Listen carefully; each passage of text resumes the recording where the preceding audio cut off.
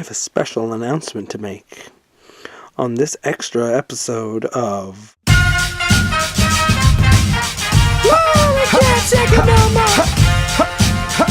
1, 2, 3 in the place to be. MF Doom, Talib Kweli. Oh, here we go.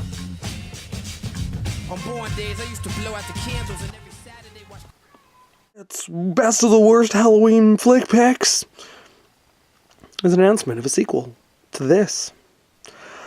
In the debut episode of this series, I mentioned a bunch of ideas of what I might put in this list. Again, they're in no particular order. They're not from the worst to the best or the best to the worst. They're from my closet and from the shelves I have of VHS and DVDs. I did flash in there a copy of Mutant Hunt, but I'm not going to add that into the list because... I mean, it's bad. It's really fucking bad. And it's fun. It's really fucking fun. But I'm going to do a sequel to this series. In November, I'm going to do 10 best totally shit sci-fis. And that's going to go in there. So, I switched up the list a bit. Mixed around some stuff. Some of the stuff I teased to may not happen now. We've only got 5 episodes left. And we've only got 5 fucking days till Halloween. So I'm mentioning, in connection to Mutant Hunt, Necropolis. The last episode I mentioned was Hack-O-Lantern, and it was about being 80s and being metal, and really, that's what the devil is. The devil loves fucking sweet guitar solos, and obnoxious drum solos, and Ozzy Osbourne. And that's a lot of what Necropolis really is.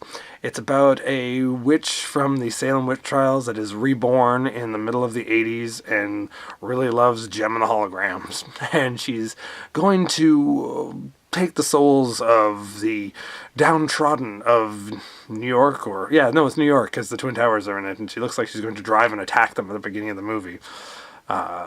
Foreshadowing. The devil knew it all along. Anyway, she's going to steal those souls, and then she's going to lactate out of her 8 boobs.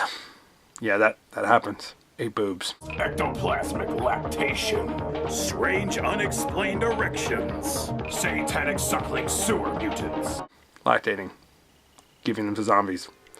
And then she just rocks out to some metal and does some dancing.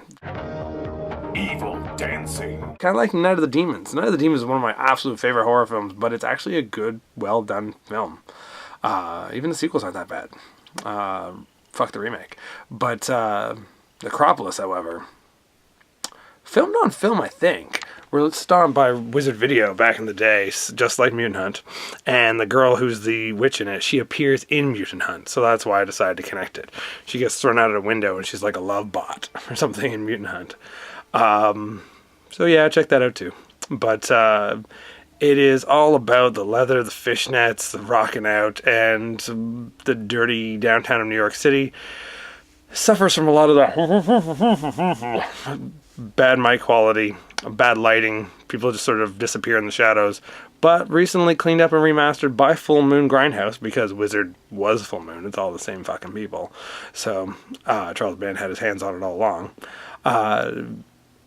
But really, it's just about the retro rock. So this double shot of Hack-O-Lantern and Necropolis is about the extremely cheesy retro metal. And it's not even like the good of that. Like Motley Crue would hear the soundtrack and go, ooh, we had something to do with that mentality. Ooh, we feel bad. And imagine Motley Crue feeling bad for anything they do. They drink too much to be able to feel bad for anything. Maybe drinking might help make this film go by. If you're a fan of the genre, you're just going to love the stereotypes that are in it and the extremely stilted bad acting. You were a male prostitute? Yeah, I'm a fag. What I did was I needed the money.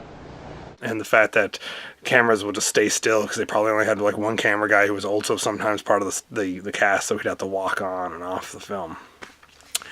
By the way, I'm going to add a note to the Hack-O-Lantern episode that we did. Let me point out something about Hack-O-Lantern as the main actor. I'm shocked to discover that he actually has a career. I'm IMDbing him, and he has been a stuntman throughout the 80s, being in things like Batman Returns and stuff like that. But he also was a returning character on Always Sunny in Philadelphia. That's odd. I haven't checked out enough of that show, I guess. But one of his other extreme bad movies that you should check out with him and Robert Zadar is called Action USA. Check out Action USA if you can find it. Very rare, all stuntman oriented, Lethal Weapon ripoff, Super Zero homemade budget, but bad fucking ass. Just like.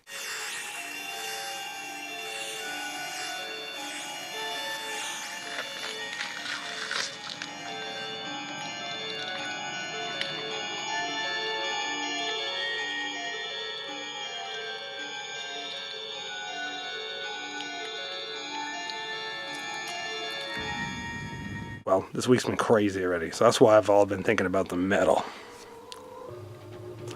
So yeah, I mentioned a lot in the last 2 episodes of metal horror films. Go check them all out. But the 2 last picks, of course, have been Hack-O-Lantern and Necropolis. Because they're twisted. They're filmed obviously with one camera. Their actors are all stoned all the way through. And they don't give a fuck. And that's what real homemade horror is about. Not giving a fuck. Because that's metal.